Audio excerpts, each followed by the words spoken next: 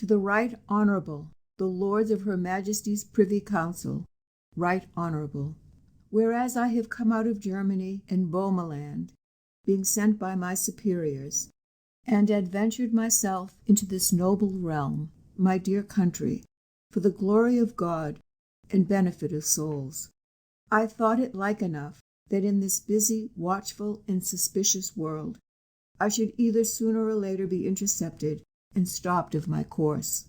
Wherefore, providing for all events, and uncertain what may become of me, when God shall haply deliver my body into durance, I supposed it needful to put this writing in a readiness, desiring your good lordships to give it ye reading, for to know my cause. This doing, I trust, I shall ease you of some labour.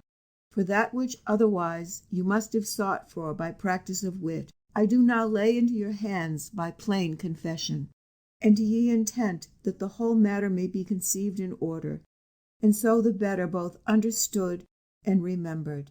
I make thereof these 9 points or articles, directly, truly, and resolutely opening my full enterprise and purpose. 1.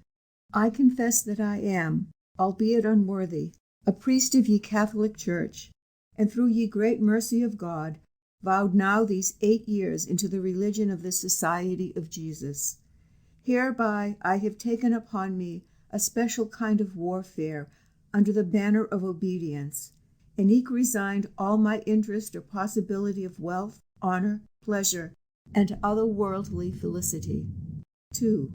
At the voice of our General Provost, which is to me a warrant from heaven, and oracle of Christ, I took my voyage from Prague to Rome, where our said General Father is always resident, and from Rome to England, as I might and would have done joyously into any part of Christendom or heathenness, had I been thereto assigned. 3. My charge is of free cost to preach the gospel, to minister the sacraments, to instruct the simple, to reform sinners, to confute errors, in brief, to cry alarm spiritual against foul vice and proud ignorance, wherewith many my dear countrymen are abused. 4.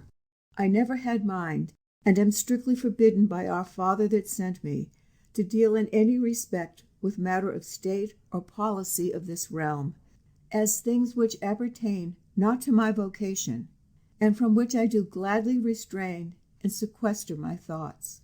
5. I do ask, to the glory of God, with all humility, and under your correction, 3 sorts of indifferent and quiet audiences. The first before your honours, wherein I will discourse of religion, so far as it toucheth the common weal, and your nobilities. The second, whereof I make more account before the doctors and masters and chosen men of both universities, wherein I undertake to avow the faith of our Catholic Church by proofs innumerable, scriptures, councils, fathers, history, natural and moral reasons. The third, before the lawyers, spiritual and temporal, wherein I will justify the said faith by the common wisdom of the laws standing yet in force and practice. 6. I would be loath to speak anything that might sound of any insolent brag or challenge, especially being now as a dead man to this world, and willing to put my head under every man's foot, and to kiss the ground they tread upon. Yet have I such a courage in avouching the majesty of Jesus my King, and such affiance in his gracious favour, and such assurance in my quarrel, and my evidence so impregnable, and because I know perfectly that no one Protestant, nor all the Protestants living, nor any sect of our adversaries, howsoever they face men down in pulpits, and overrule us in their kingdom of grammarians and unlearned ears, can maintain their doctrine in disputation.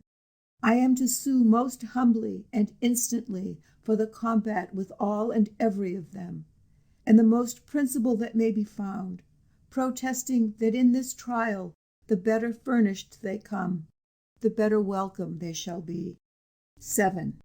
And because it hath pleased God to enrich the Queen my sovereign lady with notable gifts of nature, learning, and princely education, I do verily trust that, if Her Highness would vouchsafe her royal person and good attention to such a conference as, in the second part of my 5th article, I have motioned, or to a few sermons, which in her or your hearing I am to utter, such manifest and fair light by good method and plain dealing may be cast upon these controversies, that possibly her zeal of truth and love of her people shall incline her noble grace to disfavor some proceedings hurtful to the realm, and procure toward us oppressed more equity.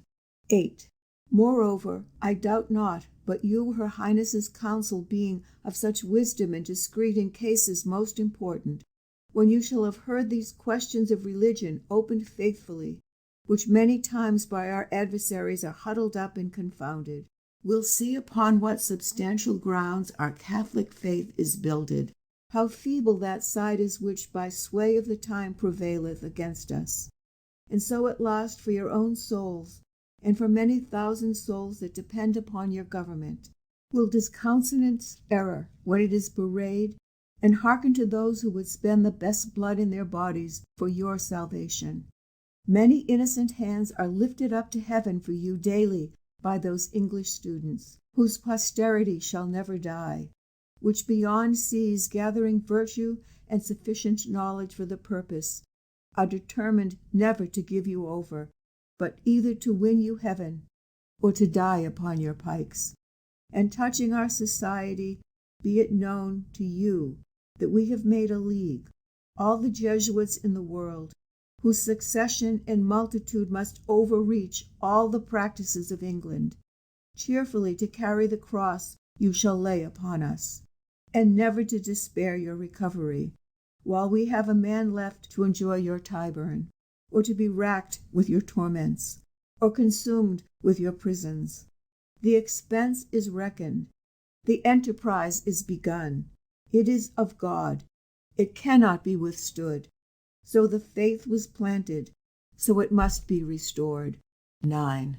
If these my offers be refused, and my endeavors can take no place, and I, having run thousands of miles to do you good, shall be rewarded with rigor, I have no more to say, but to recommend your case and mine to Almighty God, the searcher of hearts, who sends us his grace, and set us at accord before the day of payment, to the end we may at last be friends in heaven, when all injuries shall be forgotten.